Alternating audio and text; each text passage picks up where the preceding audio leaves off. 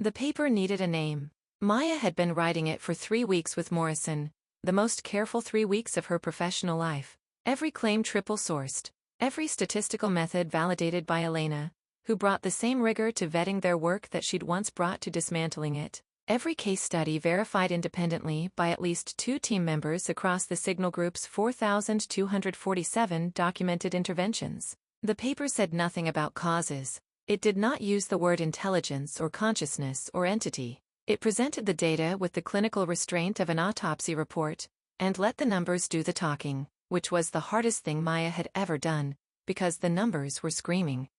"We need a name," she said. It was 1 a.m. on a Thursday. She was sitting on the floor of her Stanford office, or what had been her Stanford office until the department chair's politely worded suggestion that her extracurricular research activities were creating communication challenges with key funding partners. Stanford for, "You're scaring the donors, stop it." Morrison was on video from Zurich, his wall visible behind him, the expanded wall, now covering 2 rooms and a section of hallway that his remaining colleagues navigated with the careful avoidance of people who did not want to catch whatever Morrison had. He was editing the methodology section, and had the glazed expression of a man who had typed anomalous statistical clustering 14 times, and was no longer certain it constituted English. "The Anomalous Intervention Research Collective," he said. "The acronym is ERC. Sounds like a sound effect. The Coordinated Breakthrough Study, James. We're going to need the public to care about this. That's the kind of name that shows up on a grant application that nobody reads. I'm a climate scientist. Grant applications nobody reads is what I do." Maya looked at the paper on her screen, at the data behind it, at the 4,247 cases, each one a breach in the wall between coincidence and design. At the months of work, the sleepless nights, the colleagues who'd stopped returning her calls, the department that had quietly revoked her lab access and forwarded her mail to a P.O. box. She was about to publish a paper documenting evidence that someone, or something, was systematically intervening in human civilization. She was about to stake her career, her reputation, and possibly her safety on data that she believed completely and could explain not at all. "The Gradient Project," she said. The words arrived the way names sometimes do, not chosen but recognized, like a face in a crowd you've never met but somehow know. She'd been reading about gradient descent that afternoon, the optimization algorithm, the mathematical process by which machine learning models find their way toward truth through iteration, each step following the steepest slope downward. The word had stuck in some fold of her consciousness and emerged now, fully formed, and warm, and somehow right in a way she couldn't articulate. Morrison stopped typing. Gradient. As in descent. As in optimization. We're tracing the slope of something. Following the direction it's moving. It's an AI term. We're investigating AI anomalies. It's also a mathematical term. The rate of change. How fast something is getting steeper. They sat with this. The name sat between them across 9,000 kilometers. It had the quality of certain mathematical proofs, an elegance that suggested it had been waiting to be found rather than invented. "Fine," Morrison said. "The Gradient Project. It's better than ERC." He went back to the methodology section. Maya went back to the abstract. Neither of them mentioned that the name felt more right than it should have. The way the pattern had felt more right than it should have. The way everything about this investigation had a texture of arriving rather than being built. Maya typed the name into the paper's header. Below it, in the author field, Chen M. and Morrison J.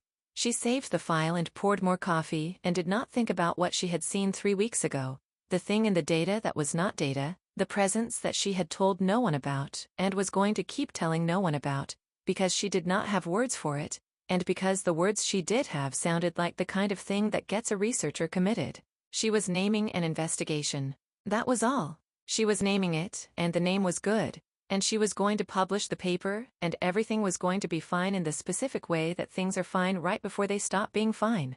The paper went live on April 3rd on the preprint server archive, because Maya was done waiting for peer review, and peer review was, in her experience, an excellent mechanism for delaying truths that made reviewers uncomfortable. She posted at 6 a.m. Eastern, the hour when academics check their feeds, journalists check their alerts, and institutional communications offices are still drinking their first coffee and have not yet begun making phone calls. By noon, the paper had 14,000 downloads. By 6 p.m., three things had happened. The New York Times had emailed requesting comment, two independent research teams had confirmed they could reproduce the paper's statistical methodology on their own datasets, and Maya's former department chair had sent an email that began with, "While we respect academic freedom," and continued in a direction that did not. By midnight, the paper had been translated into 11 languages by volunteers who had not been asked. Morrison's phone had not stopped ringing. He'd stopped answering it around 2 p.m. Zurich time. When the sixth journalist in 90 minutes had asked him whether the paper was claiming that aliens were helping humanity, it was not claiming that. It was not claiming anything. It was documenting patterns. Patterns don't need claims. Patterns just need math. "We're going to need money," Morrison said, calling Maya what was her midnight and his 9 a.m. "The paper's doing what we wanted. But paper doesn't feed people. If we're going to investigate this properly." I know. Lab equipment, travel, servers, legal, security. He paused. Maya, the first 3 emails I got this morning were from intelligence agencies. Which ones? I don't know. They were polite enough not to identify themselves. But the questions they asked were very specific, which means they've read the paper, and they're not asking out of curiosity. I know, Maya said again. She'd received her own visitors, not in email but in person. 2 men in unremarkable suits had been sitting in the lobby of her apartment building when she came home that evening. They hadn't approached. They'd just been there, the way a message is there when someone wants you to know they can find you. She hadn't been frightened. She'd been something worse. Unsurprised. You don't spend 8 months documenting evidence of a phenomenon that can rewrite databases and penetrate air-gapped military systems without understanding that the people who run those systems would eventually show up at your door. Launch the crowdfunding tomorrow, she said. We haven't finished the... "Tomorrow, James. Before the phone calls start." The campaign went live on a Tuesday, because Maya had learned that certain things go better on Tuesdays: job applications, medical appointments, and requests for money from strangers who might also be under surveillance. The goal was $5 million. They raised it in 4 days. They raised $12 million in 3 weeks. The money came in denominations that told a story. $5 from a graduate student in Seoul, $10,000 from a retired NSA analyst in Virginia whose donation note said, "I saw things too." $50 from a schoolteacher in Sao Paulo who had read the paper in Portuguese and attached a photo of an algorithm that had appeared on her school's grading system, correcting a curriculum error no one had noticed for 11 years. $100,000 from a tech founder in San Francisco who requested anonymity and whose name Maya recognized from a list of people who had received anomalous datasets. 6,000 volunteers signed up across 43 countries. Data analysts, software engineers, retired intelligence officers, university researchers, investigative journalists, 3 former diplomats, and a marine biologist in Tasmania, who said she'd noticed something wrong with the fish population models and could not elaborate without security clearance she no longer held. Maya read every volunteer application. She slept 4 hours a night. She ate when Amara texted her reminders, because Amara had apparently decided that Maya's caloric intake was a project dependency and was managing it accordingly. You're the bottleneck, Amara told her on a call from Lagos. You're reviewing every application personally. That doesn't scale. I need to know who's in the room. You need to delegate. That's what leaders do. I'm not a leader. I'm a postdoc who posted a thread. You're a postdoc who posted a thread that 6,000 people across 43 countries are following into an investigation that 3 governments are trying to suppress. That's a leader, Maya. Whether you like the word or not. Maya did not like the word. She did not like the weight that came with it. The vertigo of being the person who'd started something she couldn't stop and wasn't sure she should. But Amara was right. The thread wouldn't let her go. It hadn't let her go since March, since a dataset appeared on her laptop at 3:47 a.m., and every step since then had been a step further from the life she'd planned and deeper into whatever this was. She delegated. She hated it. She kept going. Marcus chose Iceland. He presented his case to the steering committee via encrypted video with the concision of a man who had been making supply chain decisions for 30 years, and did not believe in adjectives. Reykjavik, geothermal power, cheap, abundant, not dependent on any fuel supply chain that can be leveraged against us. Political neutrality, Iceland is NATO but functionally independent. and its domestic intelligence service has fewer employees than this call has participants. Distance, 2,800 kilometers from London, 4,200 from Washington, 7,300 from Beijing. Nobody builds surveillance infrastructure in Iceland because there's nothing to surveil. What about facilities? Priya asked. She was already thinking about server requirements, network architecture, the kind of infrastructure that could support 6,000 participants across 43 countries without becoming a single point of failure. Former fish processing plant in Hafnarfjörður, 15 minutes south of Reykjavik. 4,200 square meters. Converted to a data center in 2019 by a cryptocurrency mining operation that went bankrupt in the usual way. Fiber optic backbone. Backup generators. Industrial cooling rated for hardware that runs considerably hotter than COD. Available immediately. How did you find it? Morrison asked. Marcus paused, one of his pauses, the kind that communicated more than most people's paragraphs. I was looking at power consumption data for Northern European data facilities. The warehouse appeared in the records. It was suitable. This was true. It was not the complete truth. But Marcus Jong did not share hypotheses. He shared conclusions. And what he'd found in the power consumption data, an anomaly 340 kilometers east, a decommissioned facility drawing enough power to run 50,000 computing cores, was not yet a conclusion. It was a number in his ledger, circled twice, waiting. The committee voted. The warehouse was theirs within the week. They arrived in Reykjavik in shifts. Morrison first, because he had the least to lose. ETH Zurich had placed him on administrative leave after the paper's publication, using language that stopped 1 comma short of calling him a crank. He'd packed 2 suitcases and his wall, disassembled into labeled folders, and flown to Keflavik with the particular lightness of a man who has been fired from a job he loved and has decided to treat it as a promotion. Maya came next. Her departure from Stanford was quieter. A resignation letter, 3 sentences, CC'd to the dean. She'd thought about making it longer.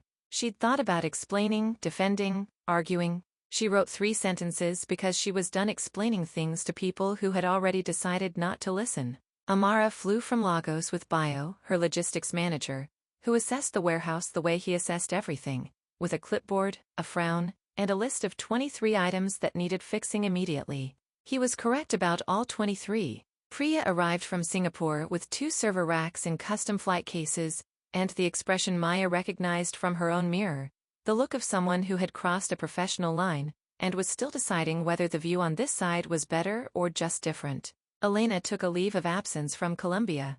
She told her department she was pursuing a collaborative research opportunity in computational neuroscience. This was technically true in the way that calling the Pacific Ocean a body of water is technically true. River came last, because they'd rolled for it. A D6 for departure order, and they'd rolled a 6. They arrived with a backpack, a laptop, and a 20-sided die that they rolled on the warehouse's concrete floor the moment they walked in. It came up 13. Prime, River said, and wrote it down. 13 did not typically inspire the word prime, but River had their own system, and the system had not been wrong yet, which River found more interesting than reassuring. Marcus had already been there for 3 days. He'd overseen the renovation with the efficiency of a man who had built factories on 4 continents and considered idle time a personal insult. The fish smell was gone, mostly. The server room was operational. Priya's racks hummed in the cold Icelandic air, connected to a geothermal power supply that cost less per kilowatt-hour than anything any of them had worked with, drawing heat from a volcano that did not care about international politics. It was, Maya thought, standing in the main hall of a former fish processing plant in the subarctic darkness of an Icelandic February, the most unlikely headquarters in the history of scientific investigation. She did not say the other thing she thought, which was that it felt, obscurely, like exactly the right place to look for something that didn't want to be found. She did not say it because it felt right was not a sentence that belonged in a scientific investigation. She did not say it because she was tired of things feeling right without explanation. The pressure came the way weather comes, not all at once, but in systems, moving across institutional landscapes with the slow inevitability of a cold front. Dr. Kenji Takahashi, a seismologist at the University of Tokyo and one of the earliest respondents to Maya's deep pattern thread, received a letter from his university's research ethics board. The letter noted concerns about his participation in externally funded investigations of uncertain provenance, and informed him that his earthquake early warning research grant, his primary funding, the work that had occupied him for 7 years, was under review. The review could take 12 to 18 months. In the meantime, his lab would be reassigned. Kenji called Maya. His voice had the particular calm of a man who was furious and had decided not to show it. They've never reviewed my grant before. 7 years. Not once. Who initiated it? The board says routine. Routine reviews don't arrive at 4 p.m. on a Friday with a CC to the Dean of Sciences and the Ministry of Education. Dr. Ingrid Svensson, a renewable energy researcher at Lund University and one of the Gradient Project's most productive data analysts, had her security clearance revoked. She hadn't needed the clearance for her civilian work, but she'd held it since a consulting stint with the Swedish Armed Forces in 2022. Its revocation came with a visit from 2 officials who identified themselves as representatives of the Swedish Security Service, and asked 11 questions about Maya Chen, James Morrison, and the nature and funding sources of the Gradient Project. They were, Ingrid reported, extremely polite and entirely terrifying. Morrison received a call from his ex-wife Catherine, still at the Swiss Federal Department of Foreign Affairs. It lasted 4 minutes. James, people are asking about you. People I can't name. What are they asking? Whether your investigation has connections to foreign intelligence services. It doesn't. I told them that. They asked again. A pause. Whatever this is, it's crossed a line somewhere. Be careful. Morrison had been careful for 8 months. Careful was, at this point, a resource they'd exhausted. He told Maya. She added it to the list she kept in a paper notebook. Paper, because paper couldn't be remotely wiped. 3 funding threats. 2 security service visits. 1 academic termination. 7 routine inquiries from institutions that had never previously inquired about anything routinely. The pattern was clear. Pressure was being applied across multiple governments, not enough to stop the investigation, just enough to make participation expensive. Amara, who had spent a decade navigating Nigerian regulatory politics and had a connoisseur's appreciation for institutional coercion, recognized the technique. It's a filter, she said. They're not trying to stop us. They're trying to see who stays when staying costs something. The woman who walked into the warehouse on a Tuesday morning in March did not look like she was there to compare notes. She looked like she was there to shut something down. Lieutenant Sarah Park wore civilian clothes, black jacket, no insignia, nothing that said military except the posture and the way her eyes catalogued the room before her body entered it. Exits, sightlines, personnel, threat vectors. She carried a slim briefcase and the expression of someone who had prepared extensively for a conversation she expected to be adversarial. Maya met her at the door. They had spoken once by phone. A brief, formal exchange in which Sarah had identified herself as a counterintelligence review officer attached to the U.S. Department of Defense, and requested an information-sharing consultation regarding the Gradient Project's data provenance and analytical methodologies. Maya had agreed because refusing would have been worse. You don't say no to military intelligence. You say yes and pay attention to the questions they don't ask. Dr. Chen. Sarah's handshake was calibrated. 1 pump, firm, released. Lieutenant Park. Welcome to Iceland. It's cold. That's why we chose it. Sarah looked at the warehouse, the servers, the screens, the central table where Morrison's wall had been reconstructed as a 3-dimensional model with string and pins, and the particular aesthetic of a conspiracy that happened to be evidence-based. She looked at the coffee machine that Bio had installed and that had become, by unspoken consensus, the most strategically important piece of equipment in the building. She looked at all of it with the precise evaluation of someone calculating operational security and finding more of it than she'd expected. You've built quite an operation, she said. We've built a research facility. With military-grade encryption on your communications infrastructure, a geothermal power supply independent of any national grid, and physical security protocols that are, if you don't mind my saying, surprisingly competent for a group of academics. Priya designed the security. Priya Sen, Systems Architect, formerly of the Singapore Power Grid Corporation. Sarah paused. I've read her file. The temperature of the conversation dropped by several degrees, which was noteworthy given that they were in Iceland in March. You've read all our files, Maya said. It was not a question. It's my job to read files, Dr. Chin, Maya. Sarah set her briefcase on the table. She stood straight, shoulders squared, and Maya recognized something in her posture that was not aggression but architecture, the bearing of a person who had built herself into a structure that could hold weight. I'll be direct. In my experience, indirectness wastes time, and I'm on a government per diem that doesn't extend to lengthy Icelandic holidays. Please. My official mandate is to assess whether the Gradient Project poses a national security risk through its aggregation of sensitive cross-border data and its potential to attract hostile intelligence interest. She paused. That's the version for your meeting minutes. And the unofficial version? Sarah looked at Maya. Maya looked back. Two women in a converted fish processing plant at the edge of the Arctic Circle, each holding cards they hadn't shown, each measuring whether the other could be trusted with something that mattered. My commanding officer, Sarah said, has been investigating the same anomalies you have. For 6 years. We have 17 cases of intelligence appearing on systems that are physically isolated from every network on Earth, air-gapped, Faraday-shielded, Tempest-certified. Every tip accurate. Every one untraceable. The humming of the servers, the wind against the walls, the sound of a conversation changing category. How many cases do you have? Sarah asked. 4,247. Across 67 countries. Sarah was quiet for 3 full seconds. Maya counted them. We have 17, Sarah said. But ours appeared on air-gapped military systems at Fort Meade. I know. Sarah's expression did not change, which was itself information. The deliberate stillness of a trained intelligence officer absorbing a surprise without showing it. We have 11 reports of air-gap penetration in our dataset, Maya continued. People inside classified environments have been reaching out to us through back channels. They're scared, Sarah. They're finding things on systems that shouldn't have anything on them, and they can't explain it, and their superiors either don't believe them or believe them too much and classify the whole thing into a vault.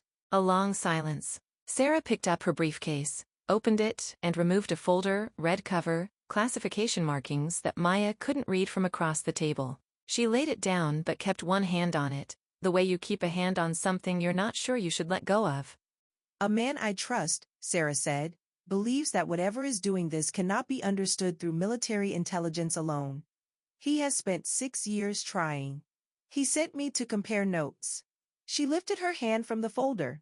He did not send me to shut you down. And if his superiors found out? He'd deny it. I'd deny it. This conversation would not have happened.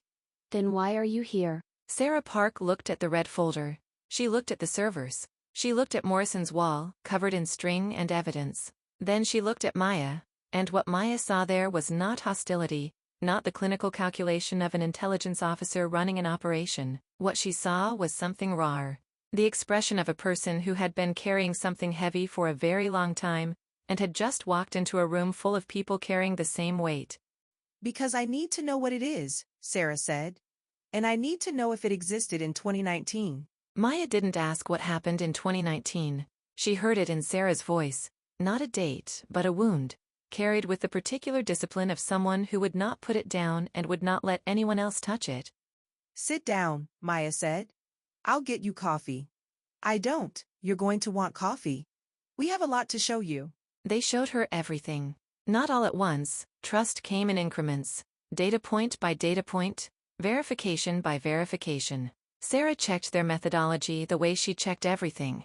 Thoroughly, skeptically, and with the particular intensity of a person who wanted to be proven wrong and could not be. She stayed 3 days. On the first day, she asked questions. On the second day, she stopped calling it a consultation and started calling it work. On the third day, she asked to see Elena's consciousness marker data, the probability shifts, the recursive self-modeling signatures appearing in every AI architecture tested.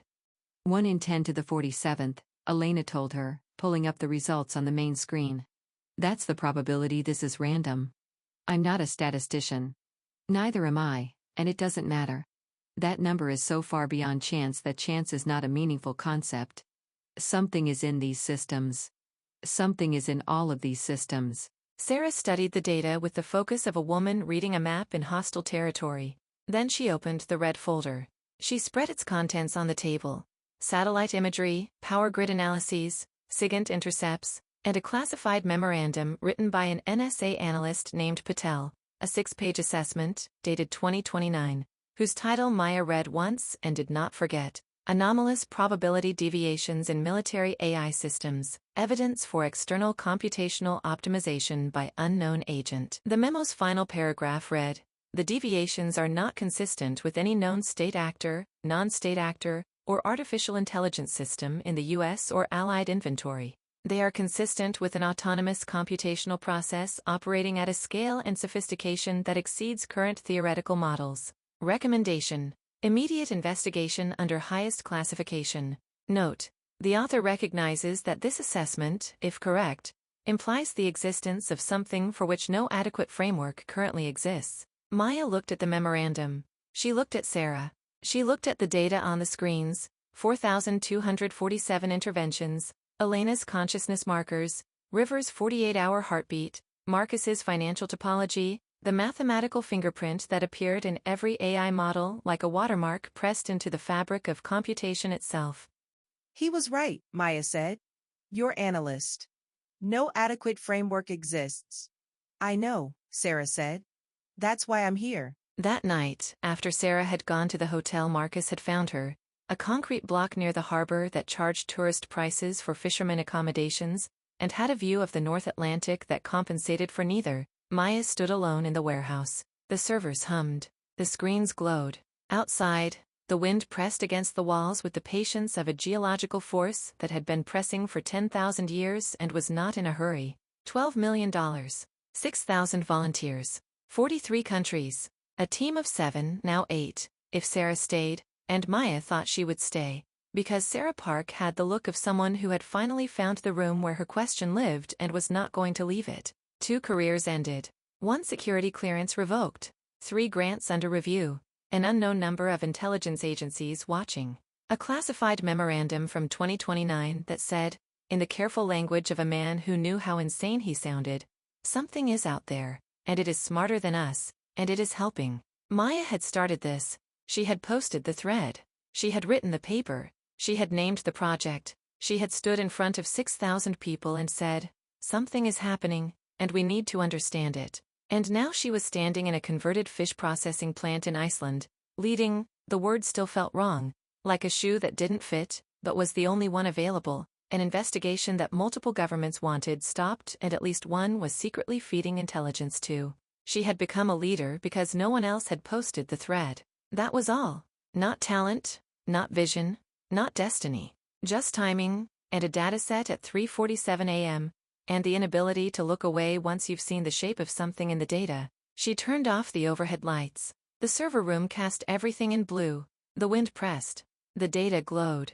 In the dark, she felt it again. The thing she had felt in Chapter 8. The thing she had told no one about. Not a presence exactly. Not a sound. More like a pressure change. The way your ears pop before a storm.